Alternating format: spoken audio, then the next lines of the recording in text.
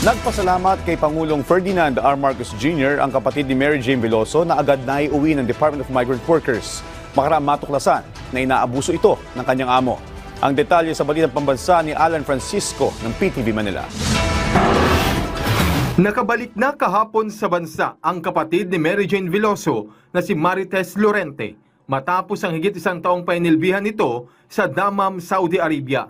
Sa paggabay ng Labor Attaché ng Pilipinas sa Dammam, nakauwi si Marites sa kanyang bayan sa Nueva Ecija. Binigyan ng scholarship sa TESDA at 50,000 pisong tulong pinansyal. Sa naging panayam ng Ulat Bayan Weekend kay Marites, inilahad niya ang pang-aabusong naranasan mula sa kanyang employer. 2 beses po kasi na nangyari na noong unang beses po na sinabi sa akin nung amo ko, pinapakitaan niya po kasi ako ng mga malalaswang litrato, malalaswang video na sabi ko sa kanya ayoko nun.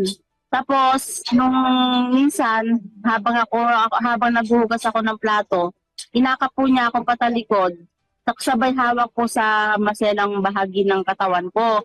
So, sinumbong ko po yun sa amo kong babae. Kaya lang po, yung pagkakasumbong ko po dun sa amo kong babae, sa halip na mas parang nakatulong po sa akin, parang mas nakasama pa kasi simula po noon, naging na po yung amo kong babae sa akin, nagbibintangan na niya ako ng kung ano-ano, hindi po siya naniniwala. Ang detalyeng ito ay una niyang nasabi kay DMW Secretary Hans Leo Kakdak nang sila'y magkausap nang bumisita ang kalihim sa kanilang tahanan sa Nueva Ecija. Nung nag-video call po ako sa asawa ko po, nandito po si Secretary Kakdak po sa bahay namin. Dito po kila Nanay Celia. Kaya nung nalaman ko po na nandito sila, sabi ko po sa asawa ko na kausapin ko kasi hihingi ako ng tulong.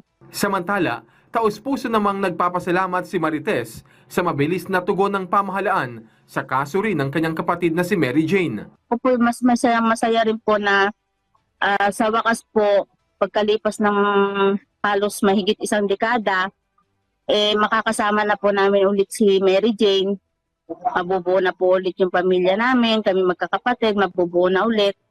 Masaya po. Sa ngayon, naghahanda na ang kanilang pamilya sa pagsalubong kay Mary Jane na higit 10 taon ding nagdusa at nawalay sa kanila. Alan Francisco, para sa Pambansang TV, sa Bagong Pilipinas.